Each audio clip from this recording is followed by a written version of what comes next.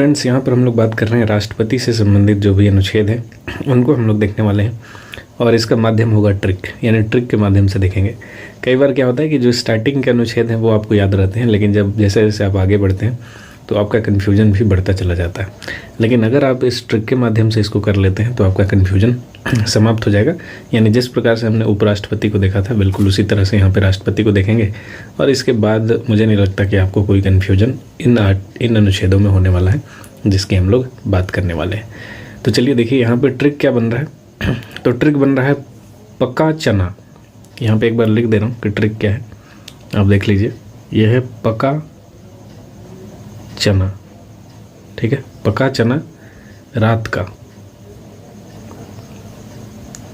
पका चना रात का दोबारा खाने योग्य नहीं है।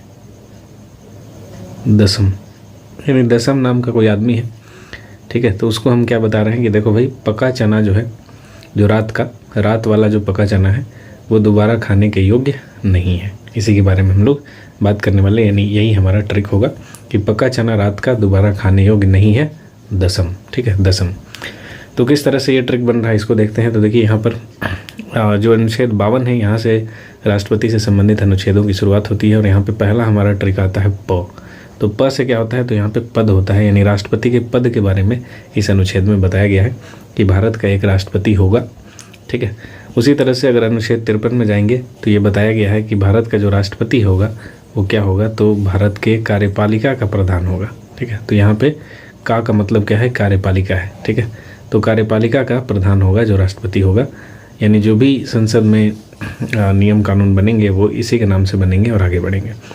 उसी प्रकार से अनुच्छेद 54 आप देखेंगे तो चना है, ठीक है। तो चना से यहाँ पर क्या बन रहा है, तो यहाँ पर बन रहा है निर्वाचन, ठीक है। ये पूरा ही ट्रिक है, पका चना।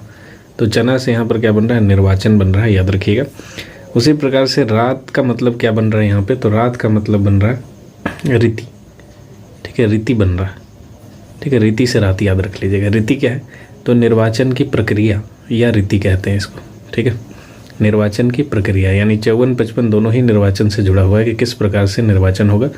और आप जानते हैं कि राष्ट्रपति की जो निर्वाचन की प्रक्रिया है इसमें संसद तो पार्टिसिपेट करती ही है, संसद के साथ साथ कौन पार्टिसिपेट करता है, तो राज्य की विधानसभाएं भी करती हैं, ठीक है। राज्य विधानसभा। अब यहाँ पे एक फैक्ट आपसे पूछा जाता है कि कौन आखिर पार्टिसिपेट इसमें नहीं करता है, तो आप याद रखिएगा कि इसमें जो मनोनीत सदस्य हैं वो पार्टिसिपेट नहीं करते हैं इस चुनाव में, ठीक है। मनोनीत सदस्य नहीं भाग लेते हैं चुनाव में।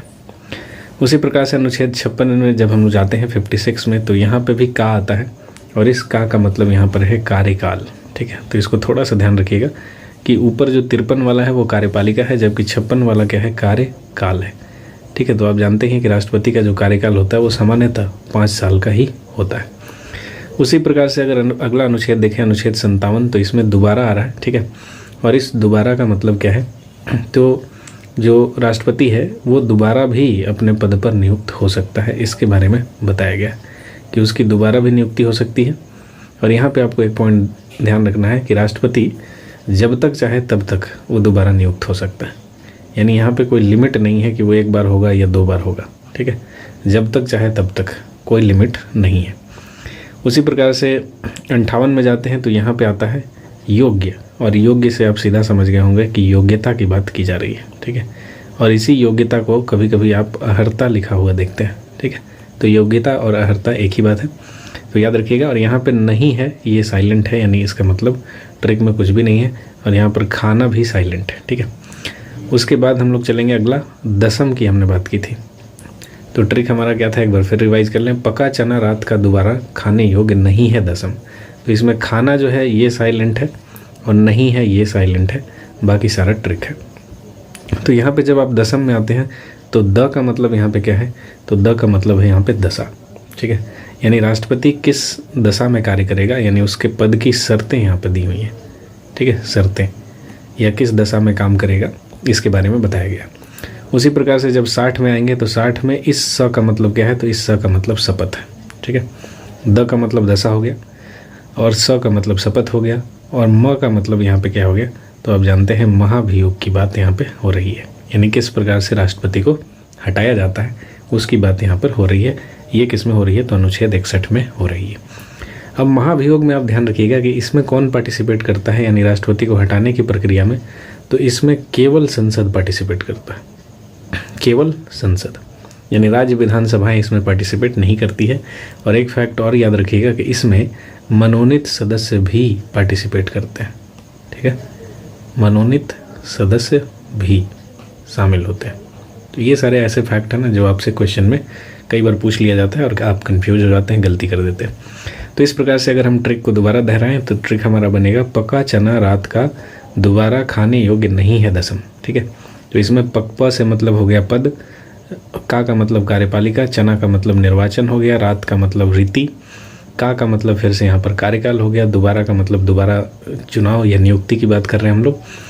उसके बाद खाना यहाँ पे साइलेंट है, योग्य का मतलब योग्यता हो गया, नहीं है भी साइलेंट है। फिर दसम का मतलब इसमें द का मतलब हो गया दशा, स का मतलब हो गया शपथ और म का मतलब हो गया महाभियोग। तो इस प्रकार से सारे अनुच्छेद जो है इसमें कवर हो जाते हैं। एक दो बार थोड़ा सा रिपीट कीजिएगा, तो ये ट्रिक का कोई बहुत ज़्यादा टफ नहीं है।